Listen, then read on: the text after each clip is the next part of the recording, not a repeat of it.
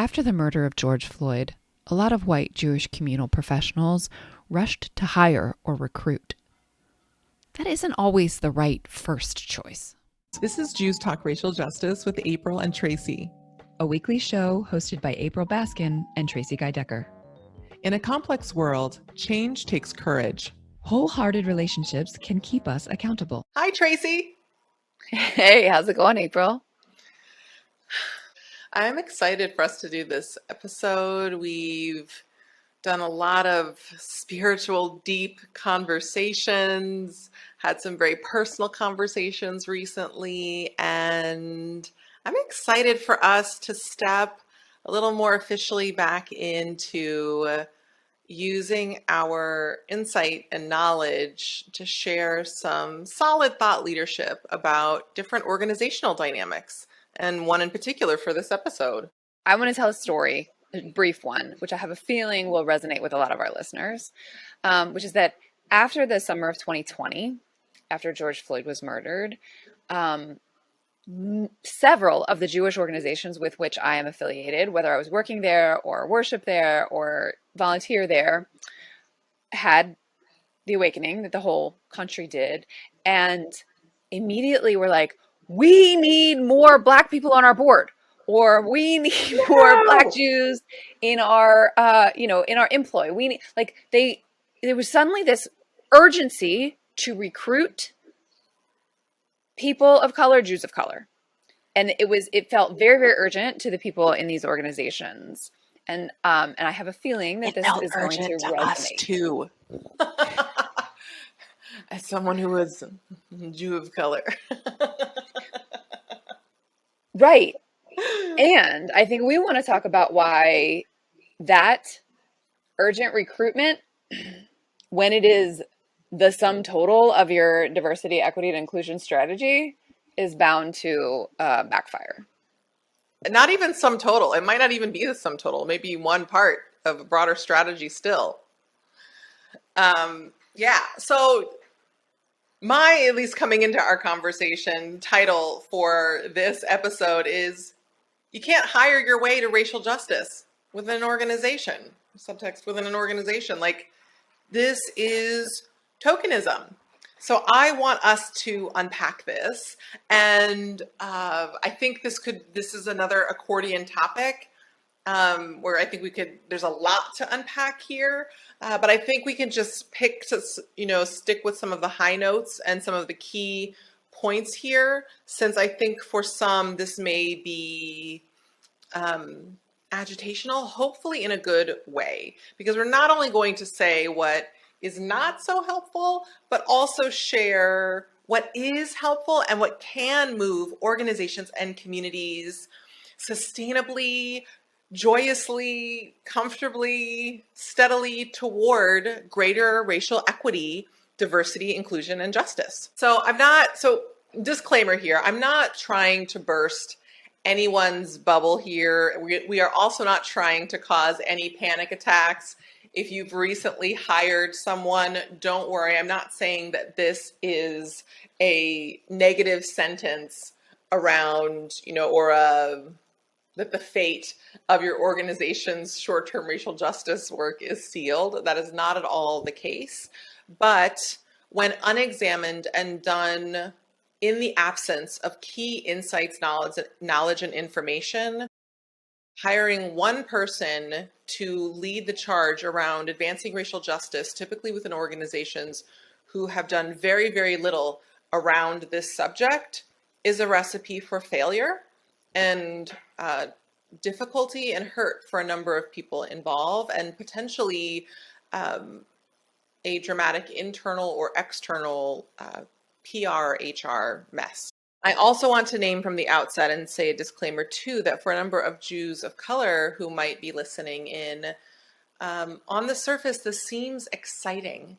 And I want to be clear here that Tracie and I are not opposed to increasing diversity within our organizations, within our Jewish organizations. It's just that we want it to be done well and sustainably. And right now, that isn't often the case. And so we want to give some pointers. We want to explain why that isn't the case and share a model or two with you around what it looks like to do this work well using a different subject matter that organizations need to advance within their organizations and what that looks like. I think it's a good metaphor. And then also speak about if you've already hired a solo person or a solo person is largely leading this work, what are some strategies that you can engage in that will help you on that front? That being said, hopefully I think Tracie and I are going to deliver a lot of very helpful information and pointers here. And if you want to learn more, registration is opening soon for our very exciting new course called Racial Justice Launchpad. And this is one of the subjects we cover in great depth. If you go to joyousjustice.com/learn, you can click a link to learn more about this program. I want to, if I may, share an experience of mine that helped me to sort of see why the hire itself is not enough. And that's an experience that I had where when I was in grad school, I was doing a graduate degree in religious studies in Jewish history, and I needed a job. And I got a job at the American Theological Library Association, they do great work. Basically, they index all of the periodical literature in religious studies. So it was basically a data entry job for which I needed a master's degree in religious studies. I was the diversity hire. I was the Jewish hire, right? So I came with a little bit of Hebrew and Jewish knowledge. They didn't have anyone on staff who could do that. They even gave me a hiring bonus because they needed this expertise in order to index that tranche of literature. So I joined this team where it was like a staff of maybe 30, something like that. And it was me and the IT guy who was Muslim, and then everyone else was Christian, and different flavors of Christian, but they were all Christian. And the CFO was Indian man from the subcontinent of India, and he was a evangelical, born again, and I was like his personal curiosity, I don't know, go-to machine. But it was in these microaggressive ways, like I was experimenting with kashrut at the time. And so I was choosing to not mix meat and dairy. I was choosing not to eat pork or shellfish. And we would go out and he'd be eating bacon. And he'd be like, "Why don't you eat this? Jesus says it's okay. Jesus says everything is clean now." And so I was forced to then defend kashrut to this coworker who was in fact above me on the org chart because he was the CFO. And they had a holiday party every year, which they were very clear was a holiday party. I'm putting air quotes around that, and not a Christmas party. But they served ham. They served ham and had a Christmas tree and did Secret Santa. And when I was like, "Y'all, just call it a Christmas party. I'll come to a Christmas party, but you're pretending that it's not, that it's also mine, right? And it isn't, because you're serving ham." And when I suggested that maybe they wouldn't, like if it was a potluck, so I said, like, maybe if somebody brings ham, but like maybe the organization shouldn't buy ham for the holiday party, you would have thought that I said people should kill their firstborn. Tracie, how dare you? Anyway, I bring this up because that experience as the diversity hire and this culture that had done zero work to examine the role of Christian privilege, I found myself constantly the object of either really kind of unpleasant curiosity or outright microaggressions and judgment around my religious choices. And so that experience of mine has really helped me to see all the additional work that needs to be done in order to make someone who's hired to help bring us toward diversity and equity successful and truly included and belong. I was in that role about 18 months, maybe 2 years. It wasn't very long. It was And somehow I knew that was likely going to be the case. I think that for our colleagues in Jewish communal spaces, a lot of us, that was the first thought when we really started to realize just how white our organizations are. We were like, well, let's hire or let's recruit for the board or whatever it was. But we weren't thinking about what happened once that person actually joined the team, like how the structures and the culture that we have in place would be able to welcome them truly, the way that I was not truly welcome. I mean, which is not to say that my coworkers weren't nice to me. They were lovely. In fact, I have some people that I'm still friends with who I met at that job, and that was close to 20 years ago.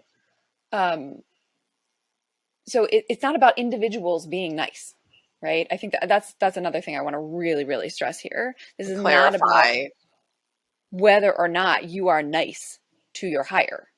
It really is about the structures and the culture to make sure quote unquote nice, right? Right. That's true, because the CFO who told me, who asked me why I wasn't eating pork, like I'm sure in his mind he was being very nice to me. Right, but that's not nice behavior, right? But good intentions, right? I think that most folks have good intentions. Yeah, I think they do. So here's some things that I want to say is I've seen over the years people have had questions, and I feel like it's like an ongoing amorphous subject for different folks around, like, I think a number of professionals in our community have a sense that they want to avoid tokenism, but they're not exactly sure what it is. As certain organizations move forward, I think people kind of informally decide that, like, I don't think we're doing this, or if we are, I think we're moving in the right direction, so I think it's okay. And in general, tokenism, for the most part, we really want to try to avoid it or substantially mitigate it. And it's not actually okay. And here are some of the attributes, a few of the attributes of tokenism. To me, if you're hiring someone, particularly who has a specific identity, and they are the only one or one of the only ones or one of the only ones in a more senior or executive role, that likely is tokenism just on its face. And then more specifically, if in general you are expecting that person to carry responsibility and the onus for stewarding the advancement of that issue that's tied to their identity, and there isn't substantial investment, whether it's time, resources, effort, throughout the organization, if you bring on a person but you haven't changed the context and you are expecting that person to single-handedly change that context, that is absolutely a very unhealthy, unsustainable, and even harmful form of tokenism. And it really needs to stop. And I'm someone who really believes spiritually and practically in emphasizing solutions. So I want to very quickly start to have us pivot in the direction of what we do want and what I do want to see, and examples of what I think is, what are some phenomenal examples of this work. And I want to start with a more neutral, more readily accessible example that many nonprofit organizational leaders can understand and appreciate. So again, in Racial Justice Launchpad, we get in a lot more depth in this and go through different diagrams and things, but I think you can still get the point here, and I want to make this as clear as possible for all our listeners. So if you're just getting started, in some ways, when I work with various organizations who are a little late, or they perceive that they might be a little late to this work, when you start the work, and it's great, and we move forward from that point. First of all, so let me clarify that. But if you're feeling that way, I often like to say, actually, I'm glad when organizations come to me and they haven't done much yet, because that also means hopefully they haven't made too many mistakes yet that we need to do damage control for or potentially retract to prevent future harm or challenges down the road for them and different people with whom they are working or attempting to work and partner. Okay, so here's what we do want to see is an organization going through the 4 levels, now actually 5. So fun update. One of my beloved teachers, Professor Emeritus Barbara J. Love, has recently added a new component to her liberatory consciousness model. Cool. It's vision, yeah. And so in general, here's what we want to see within an organization is that the organization has done some work and learning as a team or with key leadership and various staff to come together, ideally being guided by the leadership, the liberatory leadership of various leaders of color. If your organization is Jewish, which most of the organization leaders who are listening to this, they are, ideally Jewish leaders of color. Side note, I notice at times it's not, I am definitely not opposed, and I have amazing partnerships with some awesome Black DEI professionals and POC, people of color professionals who are not Jewish, who do work in our community. Thank God for them. And I want to flag that it's not very good to avoid working with Jews of color.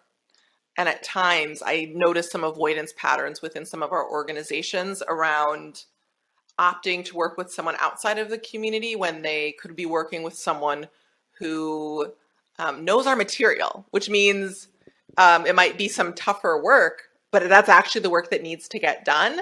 And here's like a banner message that I want to insert. You can't cut corners with this work. Yeah. You can do it, but it will come back to bite you in the tush later.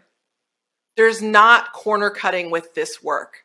What there is and can be with this work is developing in partnership with qualified leaders of color who have done extensive work around diversity, equity, and inclusion, and also ideally organizing with people of color, and have a track record around potent leadership. And there are a number of people who have this in partnership with one of these phenomenal leaders, that you develop a realistic timeline and find that this work is still rigorous and demanding, but it's actually doable if you understand that doing this institutional change work is like doing other institutional change work. To kind of transition into the example I like to share with this work that I've been working on and thinking about in the last year or so is I liken doing good, sustainable, long-term racial justice, organizational change work and advocacy is similar to some best practices and principles around development with an organization. If an organization— You mean philanthropy development? Yes. Yeah, thank you. Yeah. With philanthropic, financial, fundraising, development work, right? Most organizations know that they can't go from having a budget, an annual budget of $100,000 to having a $40 million budget or a $5 million budget the following year if they hire one fundraiser, professional fundraiser on their team. Most teams know, depending upon the size and scale of their work, that it requires a whole team of people to do this work, and that they can start with one, but then they need to build. And now this has been a learning curve for organizations, but I think a number of these best practices are relatively well known among a number of nonprofits. So hopefully, maybe I'm just sharing tips that are good for you to know, and a number of you may hopefully can use this as a reference and compare this to the work of racial justice, right?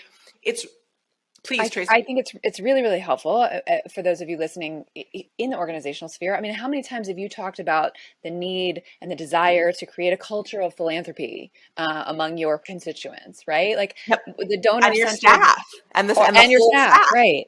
And the work that the donor-centered work that you do, that's building relationships, not just transactions. I mean, like, it's such a great parallel that is, I think, really understandable. And also you understand, those of you listening, like how hard it is, right? Like, you don't just say, we're going to develop a culture of philanthropy, and then the next day you have one. You got right? cash.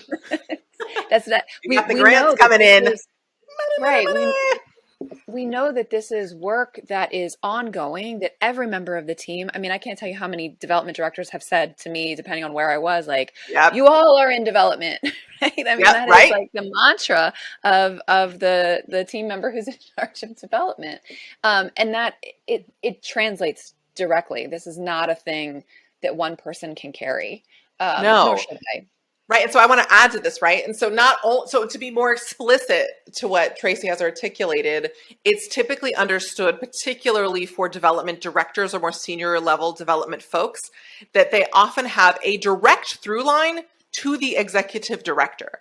And that a key part of the executive director's job is not to have the role, is not to do explicitly the role of a development director, but is to be a development staff member Yeah. in the ways that they need to show up in places where they need to show up, to lend their voice, to review things, to ensure the quality, to be present, to have meetings, not all the time, but pretty consistently. And to model that culture. And so exactly, right. But so to have a close relationship with the director of development and also model what it looks like to embody a culture of philanthropy throughout an organization. And this isn't something that's all consuming for an organization.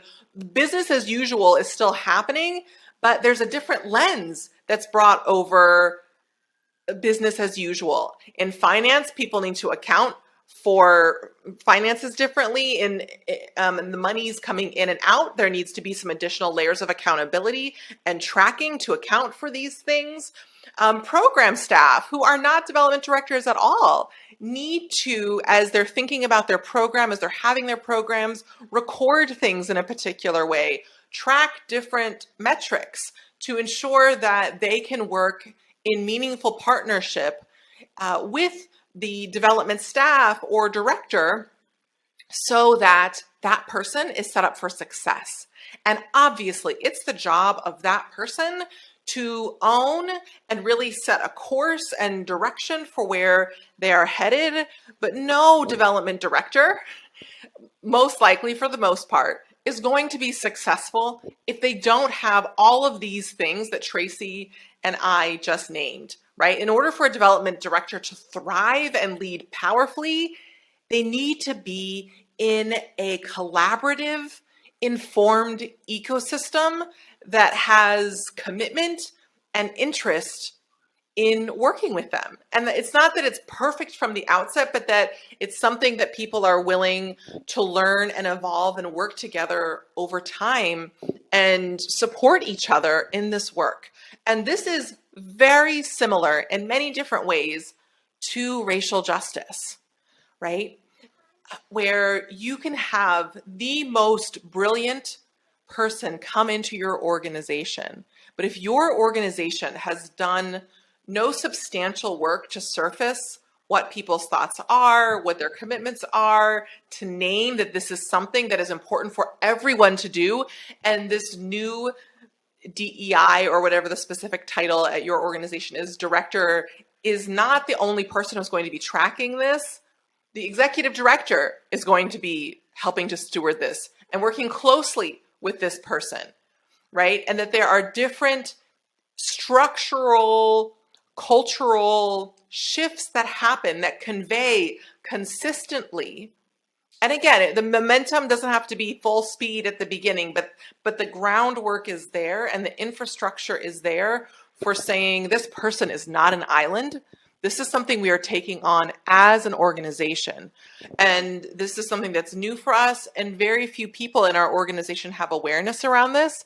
And we know it is not a reasonable expectation, particularly around an adaptive challenge where most people have gone through a process of deep misinformation and inaccurate learning, i.e., elements of racism and bias rampant in our society and specifically in our schooling and upbringing. So this isn't even like development, where pretty much everyone may not be informed about development, but they're all on a similar page about us needing to raise money. For Right. most organizations, there's a broad range of where people are, what they understand, what they know. There's different patterns around entitlement, and people sincerely, not trying to be rude or mean, but think that they know well, when often they might be quite misinformed about the information. And it cannot be on one person to do all of this work. This is an institutional change process that requires commitment from a broader team. And I think the biggest variable that Tracie already was included in some of Tracie's earlier remarks, I think a couple times, the biggest factor that I think contributes to some of these challenges is the urgency organizations bring to this work, right? Because as I say this, I think some folks might have a hard time reconciling what Tracie and I are saying with the timeline they expect this work to happen Right. on, right? And part of what I'm saying is you need to elongate that timeline, not indefinitely, but to set this up and to set this work up over time and say, this is actually going to require, if we look at Barbara Love's model of getting clear on a vision and a pathway forward, does your organization, hopefully your organization may have that before you hire this person, right? But if you don't, it's not too late. This person can help work with you around this, but you need to be really clear on a shared vision of where all of you are going in terms of your racial justice and equity work.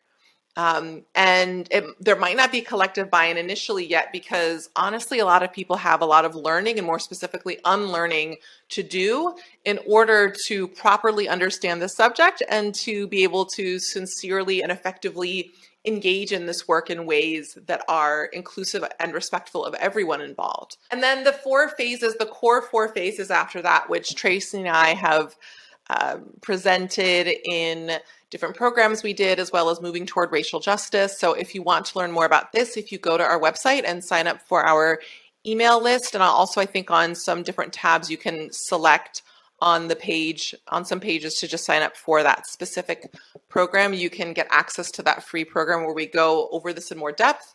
But the 5 phases of the liberatory consciousness model are vision, awareness, analysis, accountability, and action, in that order. So the vision is, where are we headed from the outset, to have a sense of that. And that's also the ultimate goal, where we are heading. And then each organization needs to just start building a fundamental awareness of the subject, which a lot of organizations don't. And that's a broad, sweeping effort to do education. I think during Freedom Summer last year, a lot of different organizations took on some of this work.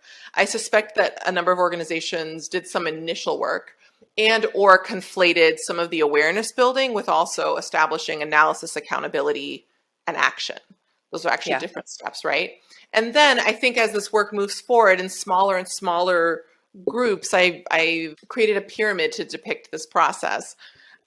Then you need a smaller group who sort of essentially, like within an organization around development, a number of folks, everyone needs to understand there are certain ways we manage optics, the way we manage the quality of our work, different things that help us keep this organization afloat and raise the money we need in order to operate. Then there's a smaller subset of people who are mostly they still have their specific roles that they have, but they've had some meetings and deeper learning with development professionals, both on their team as well as experts that the development directors or staff may have brought in to help teach them some of the greater specifics around why this really matters and how it plays out in their work, so that they internalize it more deeply and begin to take ownership of their part of the work.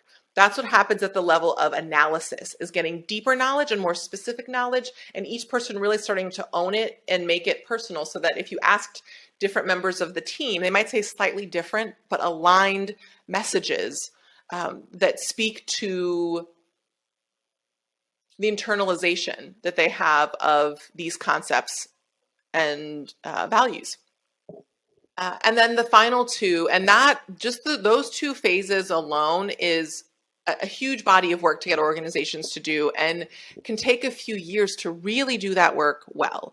And obviously, a number of these different levels can be happening simultaneously, but in order for the work to be sustainable, it's sort of like a tree or like a pyramid. You have to have a broad base of these first 2 things to support effective accountability. If people aren't informed on your team or understand these things, they're not going to be able to hold themselves or others accountable.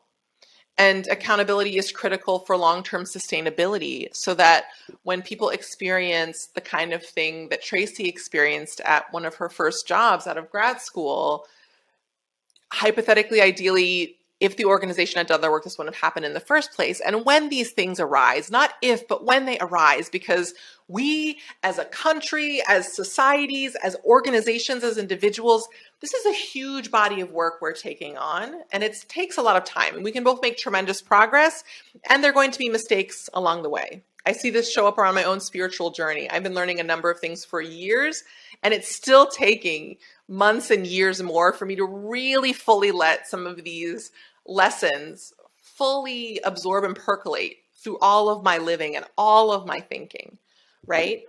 And so that's accountability. And then from there, once you are accountable, once you have the deeper analysis, once you have collective awareness among your broader community, then your organization is positioned to do powerful, effective, accountable action internal to your organization and also out in the world, right?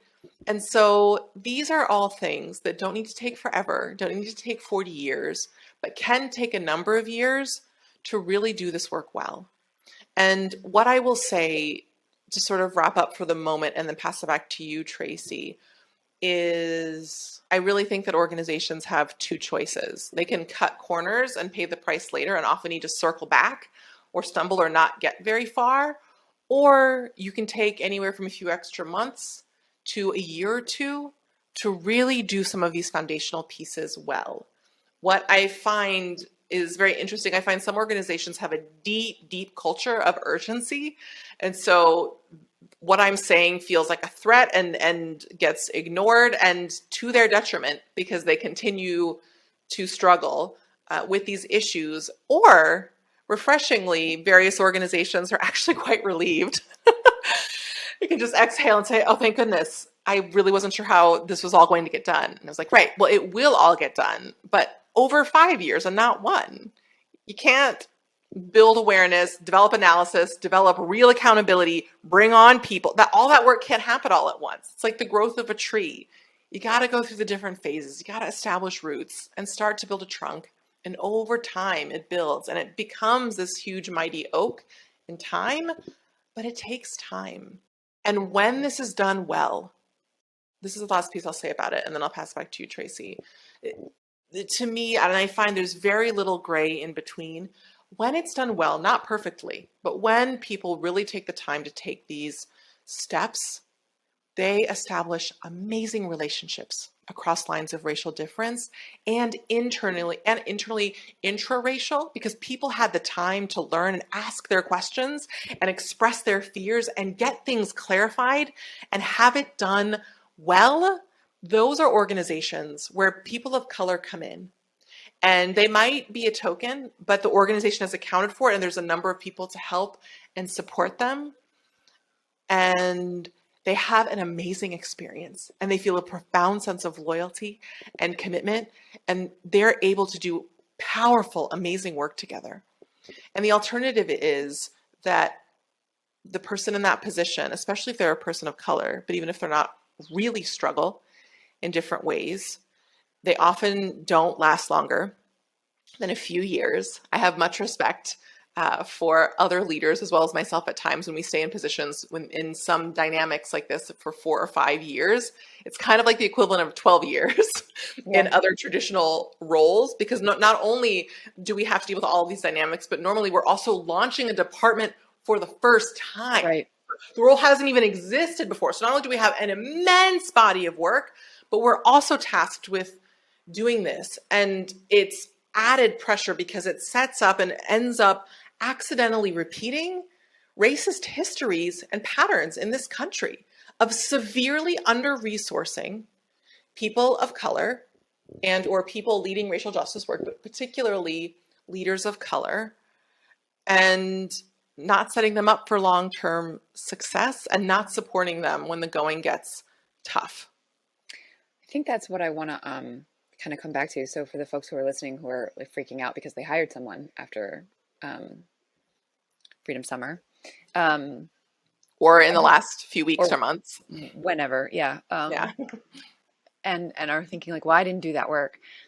I just come back to my analogy from when I was the sole Jewish indexer at this Theological Library Association.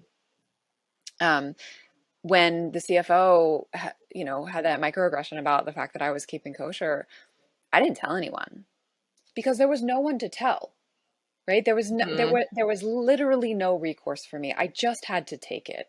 And so if you are a leader in an organization that has made a hire that is a diversity hire, like, who can that person talk to because these things are happening? Like, when the microaggressions happen, because they will.